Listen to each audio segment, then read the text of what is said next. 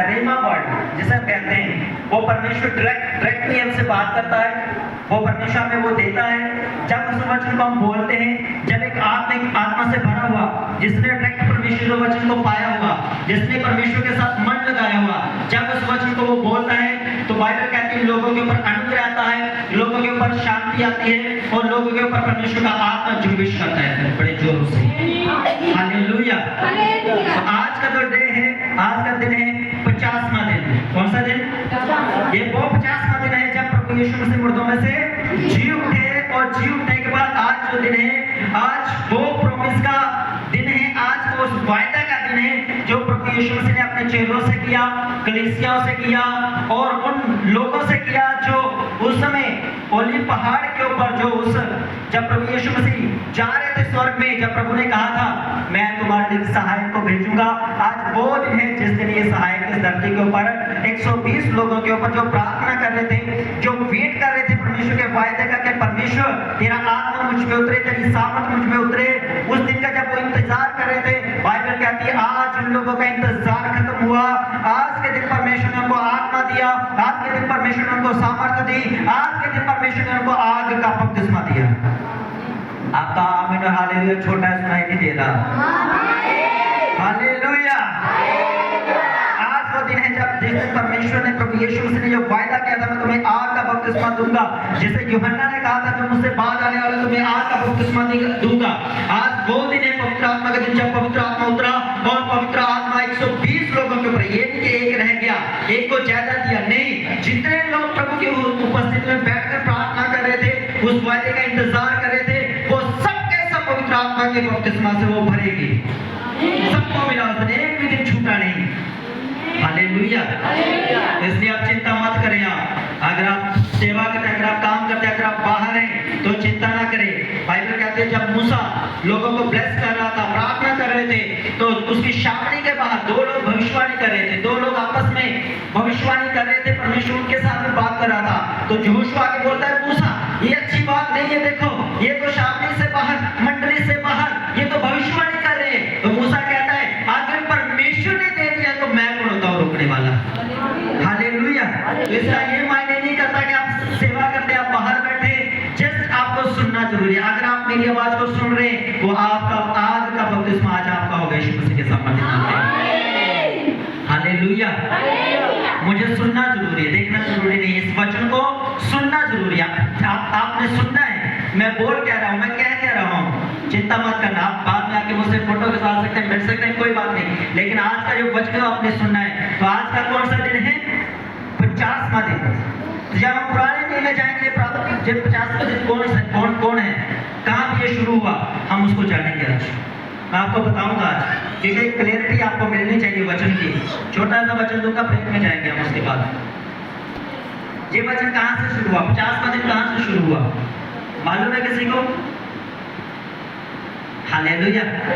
मूसा पहाड़ पर प्रार्थना करने के लिए गया, कितने दिन लगा के आया वो? 40 दिन लगा के आया। और क्या लेकर आया वो? क्या लेकर आया ऊपर से? पहाड़ से जब वो गया परमेश्वर से प्रार्थना करने के लिए, क्या लेकर आया परमेश्वर से? 10 आज्ञाएं, 10 हुक्म। क्या लेकर आया? 10 आज्ञाएं, 10 हुक्म। उसको बोलते हैं तोरा। क्या बोलते हैं उसको? हम बोलते हैं 10 आज्ञाएं, लेकिन जब आप हिब्रू में जाते हैं तो उसको बोलते हैं तोरा, यानी कि परमेश्वर के 10 वचन, जो परमेश्वर ने क्या दिए? 10 वचन दिए। तो जिस दिन परमेश्वर ने 10 वचन दिए, स्कॉलर्स ये कहते हैं उस दिन को परमेश्वर ने 50वां दिन ठहराया। कौन सा दिन ठहराया?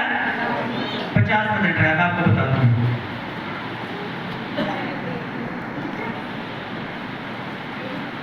तो जहां में लिखा है कि जब जो यहूदियों का रीति रिवाज था, तो ये उनका पवित्र दिन होता था, जो स्नेह पहाड़ के ऊपर जो हफ्ता मूसा ने, जो दिन मूसा ने परमेश्वर के साथ बिताए, जब उसको तोरा दिया गया तो ये पवित्र हफ्ता और पवित्र दिन माना गया।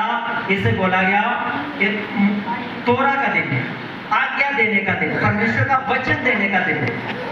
हालेलुया। कौन सा दिन था ये? वो दिन था जिस दिन परमेश्वर ने 10 आज्ञाएं, पहली बार जब रिटर्न में कोई चीज आई, उससे पहले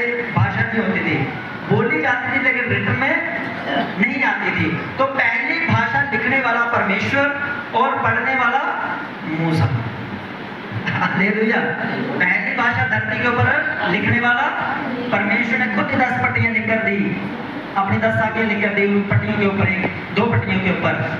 और लिखने वाला मूसा परमेश्वर और पढ़ने वाला मूसा और सुनने वाली परचत। तो जब ये दिया गया, परमेश्वर ने 10 आज्ञा दी, तो इसको माना गया पवित्र दिन। कौन सा दिन माना गया? तो आज का कौन सा दिन है? हालेलुया। उसके बाद लिखा है, और उसी रीति से मैं और आप जिस दिन पवित्र आत्मा धरती के ऊपर उतरा, 120 लोगों पर उतरा, उस दिन मेरे आपकी जैसे यहूदियों की शुरुआत हुई थी परमेश्वर के वचन से, उस दिन आत्मिक कलीसिया की शुरुआत हुई थी, मसीहियत की शुरुआत हुई थी, क्रिश्चियनिटी की शुरुआत हुई थी पवित्र आत्मा के आग के बपतिस्मे से। उससे पहले चर्च नाम की कोई स्थापना नाम की कोई चीज नहीं थी। अगर कोई पहली चर्च को हम देखते हैं, दुनिया के अंदर कोई पहली चर्च थी, पहले विश्वासी थे, वो थे 120 लोग। कौन थे वो लोग? उसको बोला गया था चर्च, उसको बोला गया था कलीसिया, उसको बोला गया था क्रिश्चियन। तो क्रिश्चियन का मतलब किसी धर्म का नाम नहीं है, क्रिश्चियन मतलब कोई जाति नहीं है, क्रिश्चियन मतलब हम किसी धर्म को संबोधित नहीं कर रहे, आज तो बन चुका है, लेकिन बाइबल के अनुसार क्रिश्चियन नाम का कोई धर्म नहीं है। क्रिश्चियन का मतलब होता है यीशु मसीह के पीछे चलने वाले, यीशु मसीह की आज्ञा को मानने वाले, बपतिस्मा पाए हुए लोग, यीशु मसीह को अपना जीवन दे चुके लोग, उसको हम बोल सकते हैं कि अच्छा क्रिश्चियन, चाहे दूसरी भाषा में एक अच्छा मसीही। हालेलुया। कौन है वो व्यक्ति? एक अच्छा मसीही, एक अच्छा क्रिश्चियन।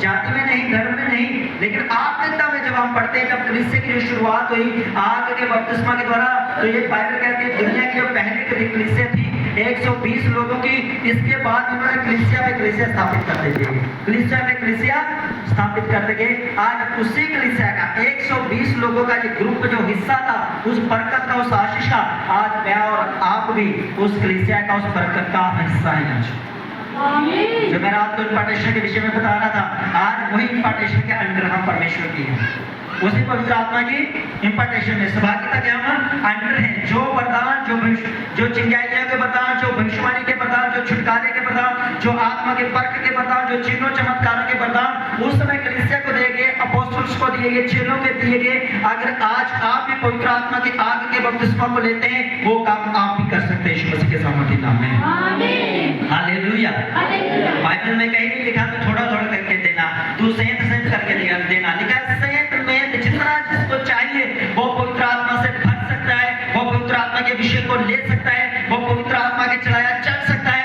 अगर कोई चलना चाहता है तो वो बढ़ सकता है, कोई लिमिट नहीं, कोई इसमें ये नहीं है। बाइबल कहती है, यीशु मसीह ने कहा तुम मुझसे बड़े बड़े काम करोगे, परमेश्वर ने कहा मैं तुम्हें बड़े बड़े आश्चर्य कर दिखाऊंगा, परमेश्वर ने कहा तू जहाँ जाकर मेरी बड़ी सामर्थ को, तू बड़े बड़े हुए हाथ को देखेगा, परमेश्वर ने कहा मैं तेरे सामने बड़े बड़े लोगों को मैं छोटा कर दूंगा। अगर हम बाइबल को पढ़ते हैं तो जब बड़ा शब्द हम पढ़ते हैं तो बड़े शब्द का मतलब होता है चाहे बड़े लोग हो आपके सामने, खतरनाक लोग हो आपके सामने, कोई भी बड़ा हिस्सा आपके सामने हो, वो समझ लेना वो आपकी बरकत के लिए है। बड़े का मतलब वो आपकी आशीष के लिए है। हालेलुया। कुछ भी हो जाए, क्योंकि किसके द्वारा? पवित्र आत्मा के द्वारा आपके लिए क्या होगा? वो बरकत, वो आपके लिए बरकत होगी। तो अब क्या है? और जब आप कैलेंडरों के हिसाब से देखते हैं तो आज क्या हो चुका है? पहले था वो दिन जिस दिन परमेश्वर ने 10 हुक्म दिए तो उसको बोला गया पवित्र दिन। क्या बोला गया उसको? आप वो वचन देहधारी हुआ, उसका नाम यीशु रखा गया और उसने वायदा किया मैं तुम्हें क्या दूंगा? पवित्र आत्मा अपने पिता की ओर से मैं तुम्हारे लिए भेजूंगा। तो जब वो लोग प्रार्थना कर रहे थे 120 लोग, तो बाइबल कहती है वहां पे बहुत सारे हर एक देश के लोग, हर एक भाषा बोलने वाले लोग, हर एक कंट्री के लोग जगह पे आए थे। तो वो कैसे आए थे? ये भी हमने जानना बहुत जरूरी है पुराने दिन से। जिस दिन परमेश्वर ने तोरा दिया, जिस दिन परमेश्वर ने 10 आज्ञा दी, उसमें 50वें दिन, जब उसमें 50 दिन होते हैं, 40 से एक दिन हो गया, मूसा वापस आ गया, जो 50 दिन हुए, 50वें दिन वो क्या होते थे?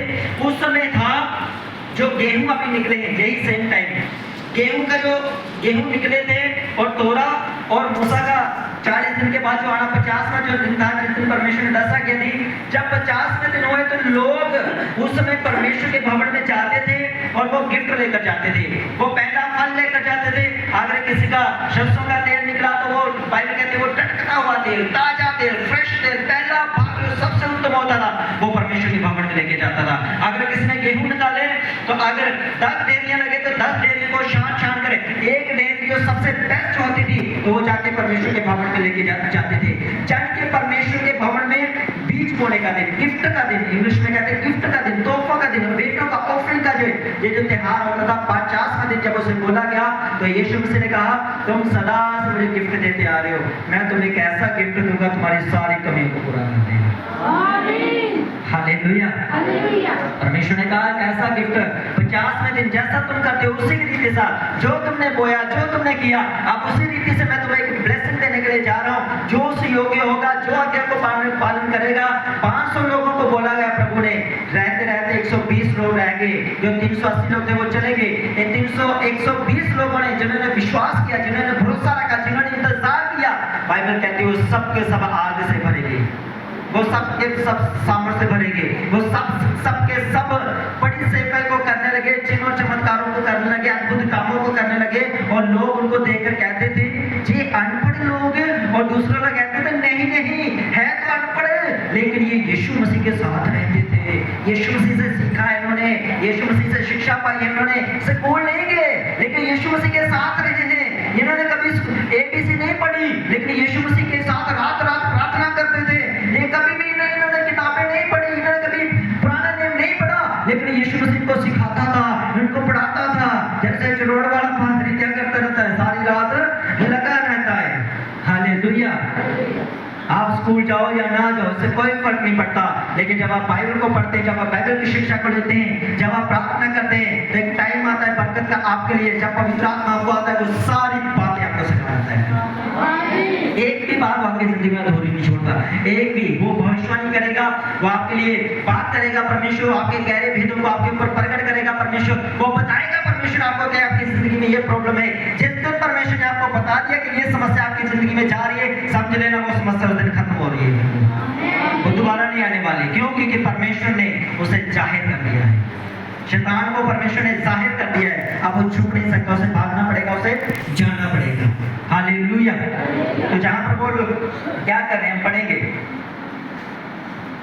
पेज नंबर 166 उसका 2 अध्याय, प्रेम तो काम 2 अध्याय पहले आपने लिखा, जब पेंटिकोस्त का दिन आया तो वह सब एक जगह इकट्ठे थे। एक आकाश से बड़ी आंधी सी सनसनाहट का शब्द हुआ और उससे सारा घर जहां पे बैठे थे गूंज गया, और उन्हें आग से जीवें फटती हुई दिखाई दी, और उनमें से हर एक पर आ ठहरी। वैसा पवित्र आत्मा से भर गए, और जिस प्रकार आत्मा ने बोलने की सामर्थ्य दी, वे अन्य अन्य भाषा में बातें करने लगे, वो अन्य अन्य भाषा बोलने लगे। सब बोले आमीन। बाइबल कहते हैं जब वो प्रार्थना कर रहे थे, जब वो परमेश्वर की उपस्थिति में बैठे थे, तो जैसे पवित्र आत्मा के ऊपर उतरा, जैसे सामर्थ उनके ऊपर उतरी, जैसे वो पवित्र आत्मा से भरे, तो फिर बाइबल कहते हो अपने आप को भूल गए। जिस रीति से पवित्र आत्मा ने उनको बोलने की शक्ति दे, जिस रीति से पवित्र आत्मा ने उनको बोलने की सामर्थ्य दी, बाइबल कहते हैं उन्होंने अपने शरीरों को खोला, उन्होंने अपने दिलों को खोला, और वो पवित्र आत्मा की भाषा में, गैर भाषा में, अन्य भाषा में, अगर कोई पंजाबी बोलने वाला था तो सुसमाचार उसके पास नहीं पहुंचा था, तो एक इब्रानी, एक हिब्रू, एक यहूदी बंदा पंजाबी में प्रभु की महिमा कर रहा है। यीशु मसीह ने क्रूस पर जान दी, और यीशु मसीह ने ताड़े लिए मर गया, और यीशु मसीह ताड़े लिए जी उठा, तो उसने उसके लिए बोलने वाले तो अन्य भाषा है, लेकिन सुनने वाला बोल रहा है ये यीशु मसीह के विषय में मुझसे क्यों बातें कर रहा है, ये यीशु मसीह के बारे में मुझे क्यों बता रहा है कि ये मुर्दों में से जी उठा। एक इंग्लिश वाला है, लेकिन यहूदी ये लोग तो अनपढ़ थे, ये पत्र जो है सब अनपढ़ थे। अब ये इंग्लिश में गैर भाषा बोल रहे हैं। इंग्लिश एक गैर भाषा भी हो सकती है जो इंग्लिश नहीं जानता। ऐसा एक पास्टर है मेरे पास जो बिल्कुल कोरा चिट्टा अनपढ़ है, लेकिन वो जब गैर भाषा बोलता है वो इंग्लिश में बोलता है, तो मैं उसको सुनता, मैंने उससे बोला तो इंग्लिश बोलता है, कहता मुझे क्या मालूम है, मेरी तो गैर भाषा है। वो इंग्लिश में जब बातें कर रहा कहता है, वो कहने लगा Jesus died for you, this is race for you, he took your sins and he came to forgive you. यानी यीशु मसीह तुम्हारे लिए आया, तुम्हारे लिए मरा, तुम्हारे लिए जी उठा, वो तुम्हें माफ करने के लिए आया। तो जब अंग्रेजी वाला, जब गोरा बाल था, यहूदियों की मंडली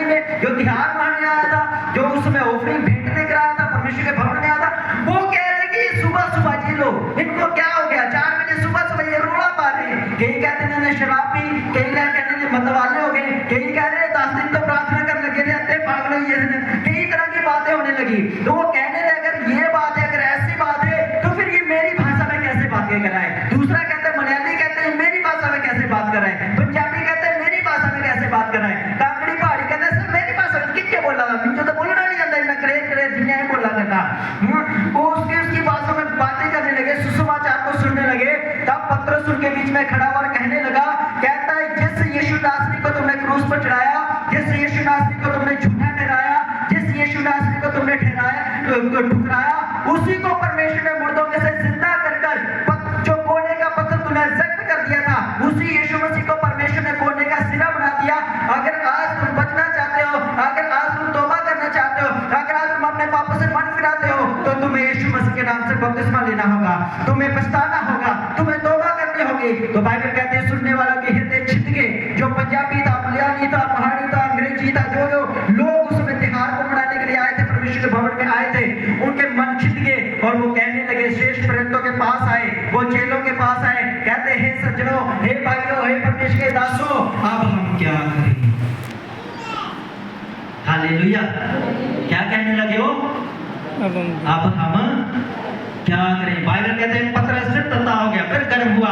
पतरस कहता है जिस यीशु नासरी को तुमने क्रूस पर चढ़ाया, जिस यीशु नासरी को तुमने पकड़वाया, जिस यीशु नासरी की तुमने निंदा की, तुमने उसे ठुकराया, उसी यीशु मसीह के नाम में पहले कहता है विश्वास करो, अब कहता है बपतिस्मा लो। तुम्हें बपतिस्मा लेना होगा, तुम्हें तौबा करनी होगी, तुम्हें यीशु मसीह को जीवन देना होगा। और जिसे तुमने ठुकराया वो परमेश्वर का पुत्र नहीं है। आज कहता है उसी के नाम में बपतिस्मा लेकर तुम्हें उसी की सेवा करनी होगी, उसी के पीछे चलना होगा तुम्हें, उसी के नाम पर कहता है पृथ्वी के शोर तक, पृथ्वी के कोने तक ऐसा एक भी व्यक्ति ना रहे जिससे तुम ये ना कह सको यीशु मसीह प्रभु है, यीशु मसीह प्रभु है, यीशु मसीह प्रभु है, यीशु मसीह प्रभु है। हालेलुया। ऊंची आवाज में हालेलुया। दुनिया के आखिरी इंसान तक पहुंचना है। बोलो बोलो, दुनिया के आखिरी इंसान तक पहुंचना है। मुझे दुनिया के आखिरी इंसान तक पहुंचना है, यीशु के वचन को लेकर उसे बचाना है, मैंने सेवा को करना है। मेरे परमेश्वर ने मुझे इसलिए बुलाया कि मैं उसके राज्य को बढ़ाऊं और उसके काम को मैं जल्द से जल्द पूरा करूं।